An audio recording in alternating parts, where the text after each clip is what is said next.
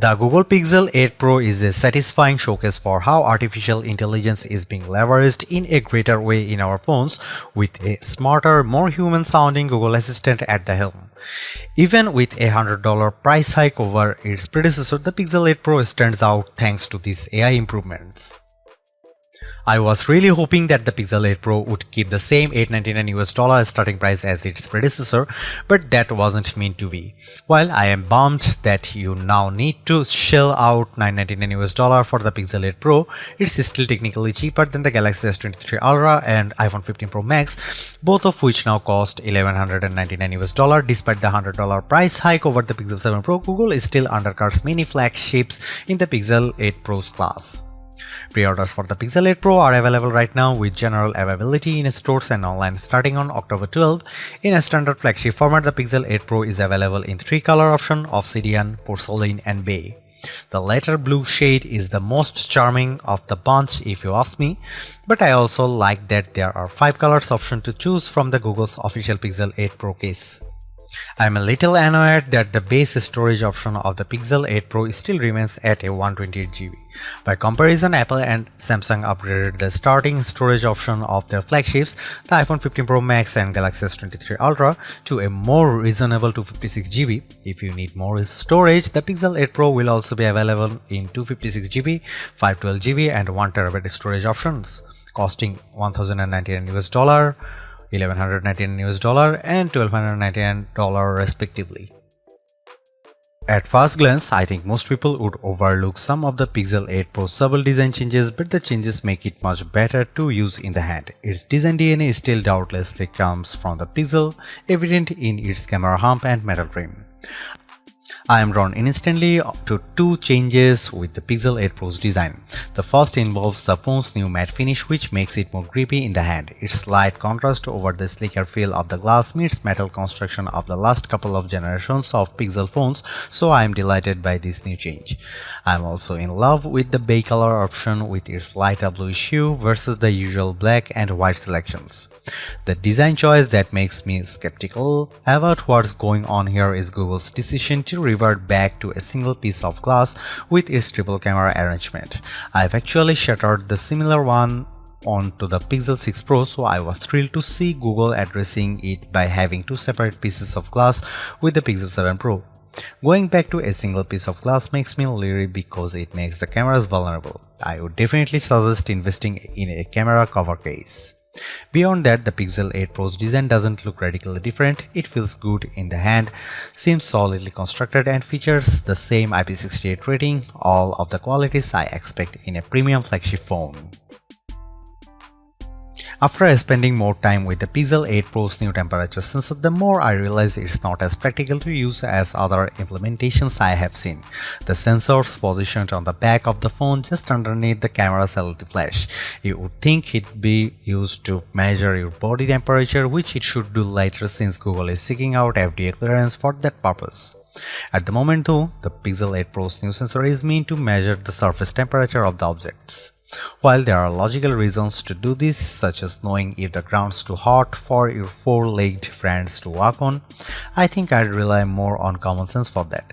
Nevertheless, you need to keep the sensor about 2 inches away from what you are measuring. However, you will also need to select what type of material you are trying to measure through the thermometer app, which I suppose is necessary to get a more accurate result.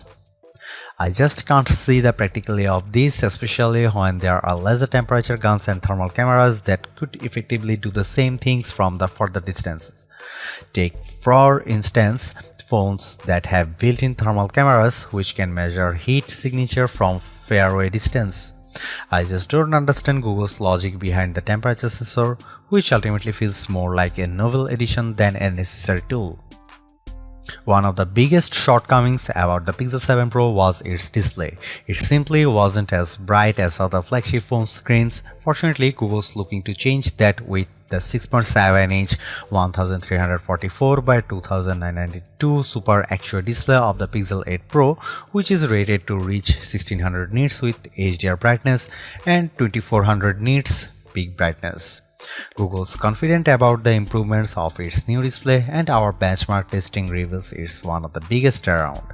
Reaching a peak brightness output of 1526 nits, it nearly matches the iPhone 15 Pro Max's peak output of 1550 nits. Compared to the Pixel 7 Pro, pitiful 927 nits of brightness produced in our testing, the Pixel 8 Pro panel blows its predecessor away. I saw this firsthand when I took the two devices outside to watch a movie trailer, with the Super HD display being substantially brighter and easier to see.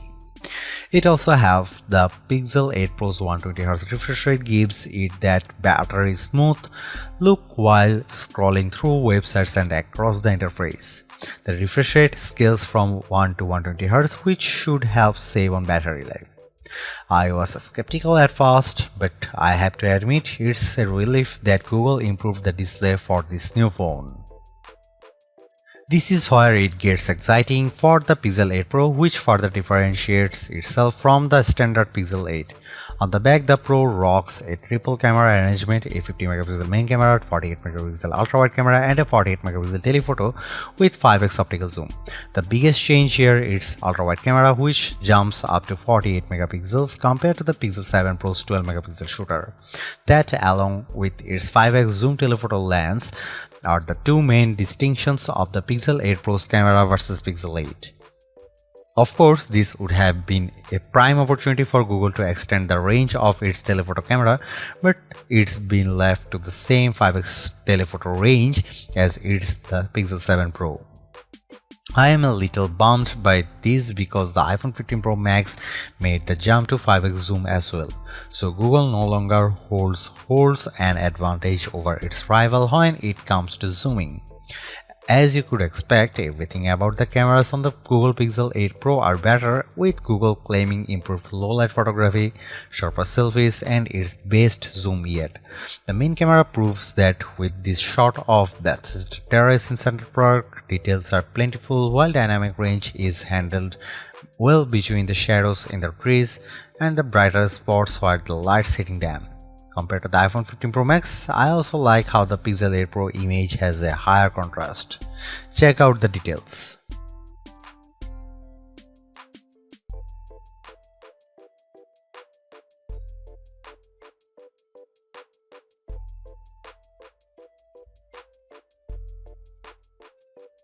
Google makes it clear that the Pixel 8 Pro is aimed at pro users with its barrage of AI-assisted camera features. I have tested a bunch of them during my review, and what I am able to conclude here is that all these tools make editing your photos and videos much easier.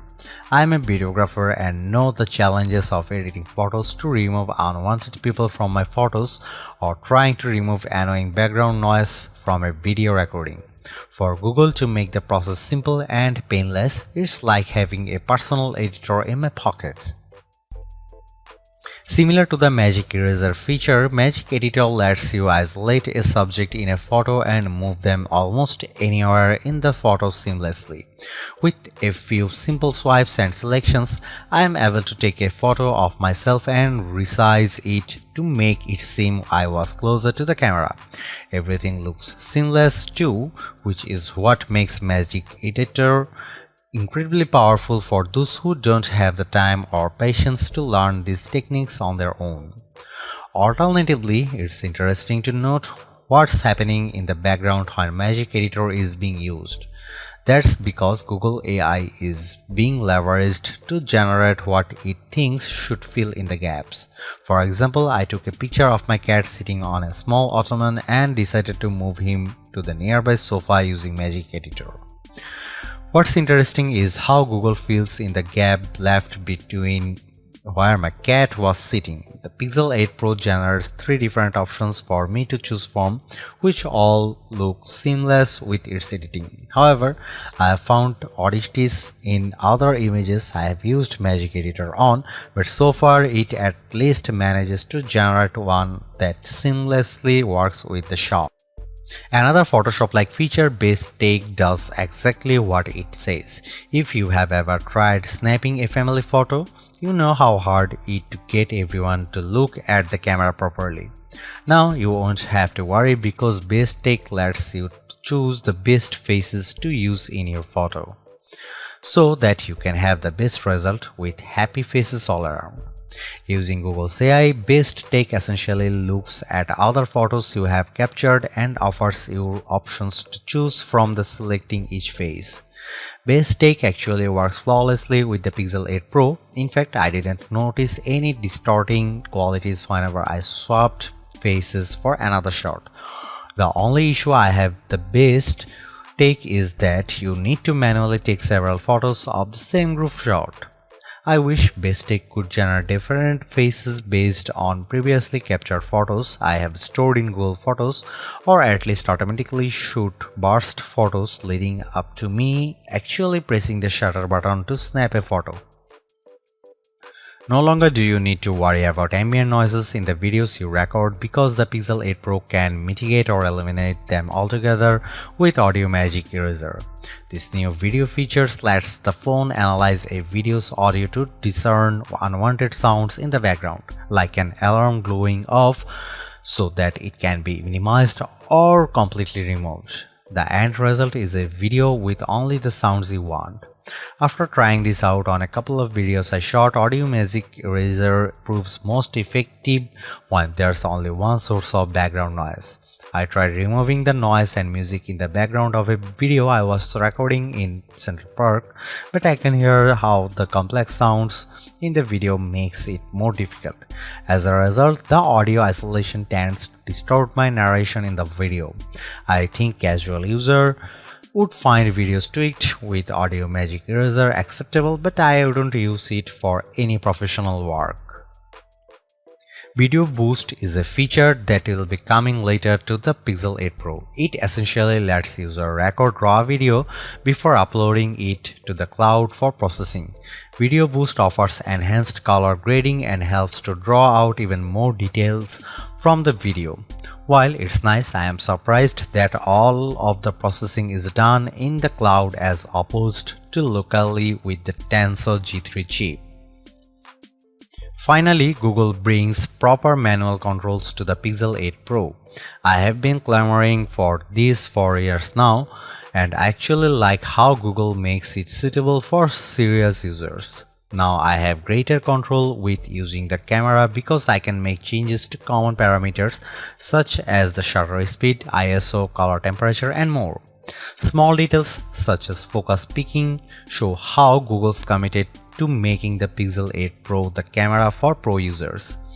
It beats having to download a third-party camera app for manual controls, but I really hope that Google can bring these manual controls to video now that photographers can enjoy them. Video recording still tops out at 4K 60 FPS. I was honestly expecting better given all the hoopla around the power of its Tensor G3 chip. So far, the Galaxy S23 Ultra remains one of the few flagships to offer 8K video recording. Despite this, I appreciate all the other video recording modes that the Pixel 8 Pro has to offer, like Cinematic Pan that adds more stabilization for panning movement. Check out the video sample.